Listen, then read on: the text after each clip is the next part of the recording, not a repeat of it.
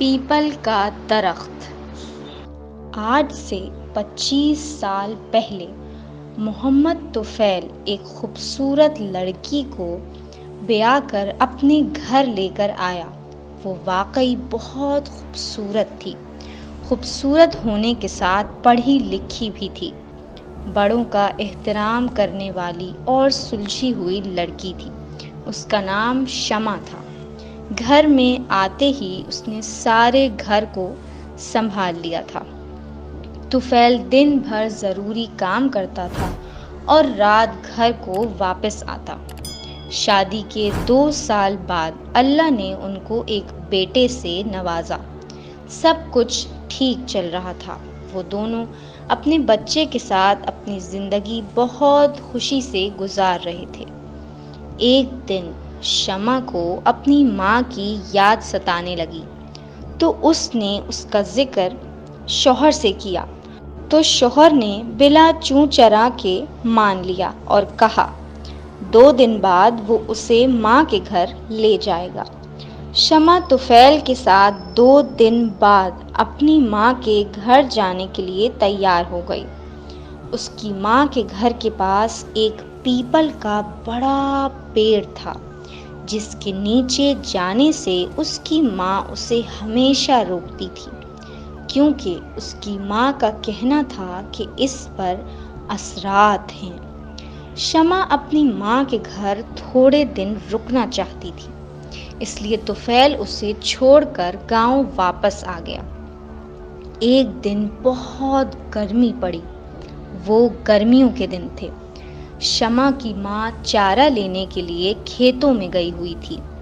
چھوٹا بچہ گرمی سے نڈھال ہو کر رونے لگا۔ شمع اس کو چپ کرانے کی ہر کوشش کر رہی تھی لیکن ناکام رہی تو اس کا دھیان پیپل کے پیڑ کی طرف پڑ گیا۔ ہر چیز کو بھول کر اس نے چارپائی درخت کے نیچے بچھا دی اور بچے کو لے کر وہاں بیٹھ گئی۔ تھوڑی ہی دیر بعد بچہ سو گیا تو وہ بھی اس کے پاس لیٹ گئی۔ اس کی آنکھ تب کھلی جب اس کی ماں نے اسے آ کر اٹھایا۔ شمع اٹھو، یہ تو نے کیا کیا؟ بچے کے ساتھ پیپل کے پیڑ کے نیچے سو رہی ہے؟ میں نے تجھے کتنی بار سمجھایا ہے۔ اوہو اماں، کیا بات کا بتنگڑ بنا رہی ہو؟ کچھ نہیں ہوا مجھے، میں بالکل ٹھیک ہوں۔ شمع کی ماں دونوں کو لے کر گھر کے اندر آ گئی اور شام کو نظر بھی اتار دی۔ خیر، دونوں رات کو سو گئیں۔ رات کے کوئی 12 بجے شمع کی ماں کسی کی چیخوں کی آواز سے اٹھ کر بیٹھ گئی۔ اس نے دیکھا کہ شمع بچے کو گود میں لیے چیخ رہی ہے اور اس کے بال بھی کھلے ہوئے تھے۔ اس کی ماں نے اس کے پاس جا کر دیکھا، بچے کو لیا تو بچہ مر چکا تھا۔ بچے کے گلے پر ہاتھوں کے نشان تھے، جیسے کسی نے گلا دبا کر مار دیا ہو۔ اس کی ماں کو سمجھ آ گئی کہ وہ ہو گیا جس کا اسے کئی سالوں سے ڈر تھا۔ شمع کا شوہر محمد طفیل جب یہ خبر سن کر وہاں گیا تو بچے کو دفنا دیا گیا تھا، یہ کہہ کر کہ وہ بیمار تھا۔ اس کے بعد شمع کو لے کر گھر آ گیا۔ اب شمع کو اکثر دورے پڑتے رہتے تھے اور انہی دوروں کے درمیان اس نے بچے کی موت کا بھی طفیل کو بتا دیا، لیکن طفیل اپنی بیوی کی حالت دیکھ کر چپ رہا۔ سارے لوگ یہی سمجھتے رہے کہ یہ پاگل پن کے دورے ہیں۔ اللہ نے شمع کو 2 بیٹے دیے جو بالکل ٹھیک تھے۔ پھر ایک بیٹا ہوا جسے وہ لے کر ڈاکٹر کے پاس گئی تو بچہ راستے میں ہی فوت ہو گیا۔ پہلے بچے کا صدمہ تھا، پھر یہ سمجھا گیا کہ اس بچے کو شمع نے ہی مارا ہے، لیکن یہ سب تو کوئی اور ہی کر رہا تھا۔ لیکن لوگ شمع کے پاگل پن کو اس کا قصوروار سمجھتے رہے تھے۔ اس کے بعد اس کی بیٹی 5 سال کی ہو کر فوت ہو گئی۔ اس کی موت کی وجہ بھی کسی کو پتہ نہیں چلی۔ بیٹی کی موت کے بعد شمع گاؤں میں روتی پھرتی رہتی تھی۔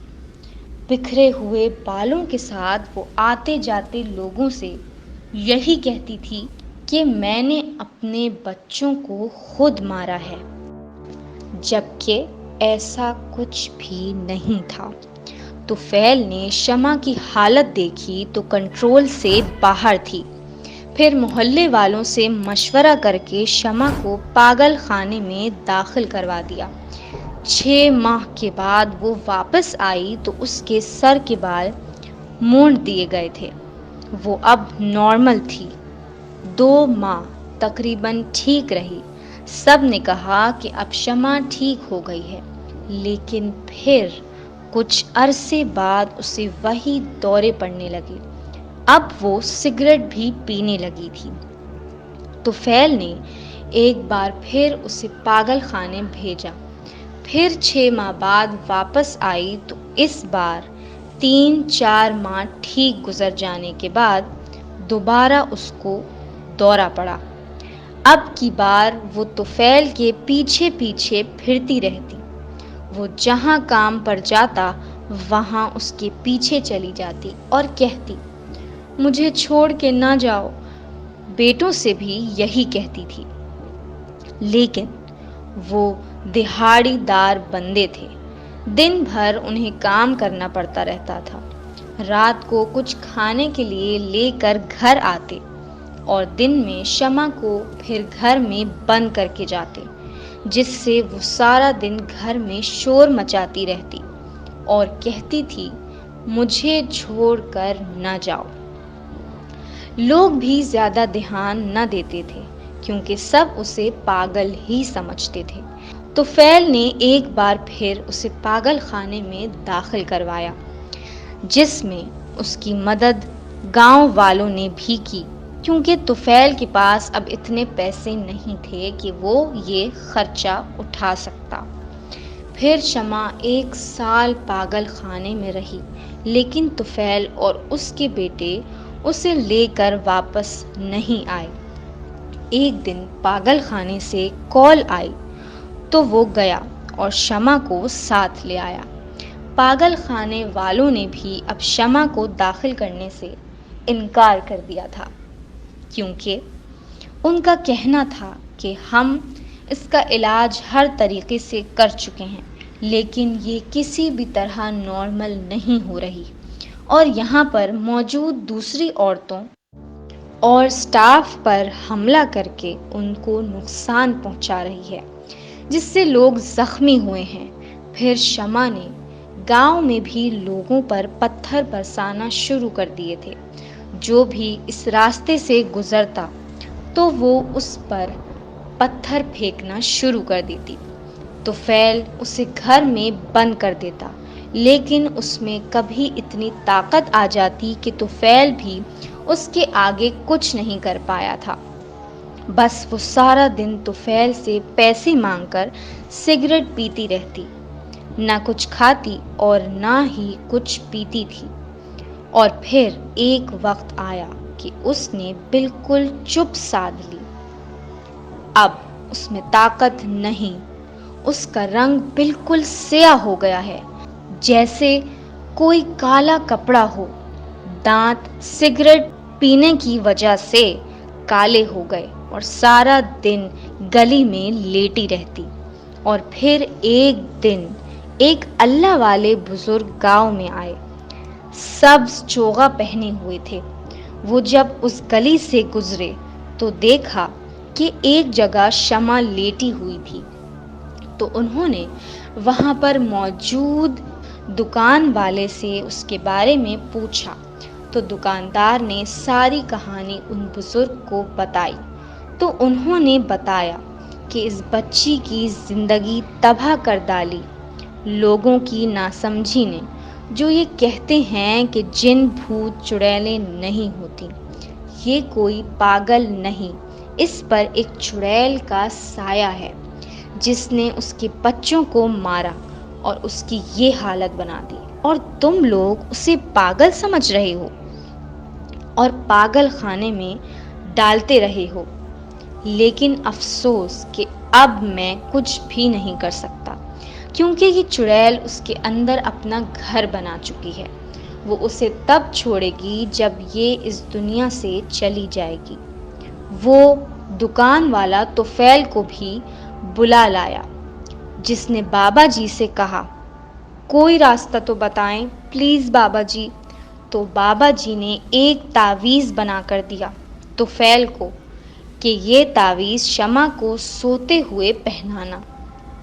جب اسے تعویذ پہنانے لگا تو پاس اس کا بیٹا چائے بنا رہا تھا۔ شمع نے اسے زور سے دھکا دیا تو اچانک تعویذ آگ میں گر گیا۔ پھر کوئی بھی شمع کے لیے کچھ نہ کر سکا۔ اس کی اپنی ماں نے بھی یہ سب چھپایا۔ اس کی ایک چھوٹی سی غلطی سے سب کچھ تباہ ہو گیا۔ اب ہر وقت شمع گلی میں لیٹی رہتی ہے، نہ گھر جاتی ہے اور نہ کچھ کھاتی پیتی ہے، اور نہ ہی اب کسی کو کچھ کہتی ہے۔ اسی لیے کہا گیا ہے کہ زبان خلق کو نکارۂ خدا سمجھو اور بڑوں کی باتوں کو گرہ میں باندھ لیا کرو، کیونکہ بڑے زمانہ شناس ہوتے ہیں۔ کاش کہ شمع اپنی ماں کی بات مان لیتی تو ایسا کچھ نہ ہوتا۔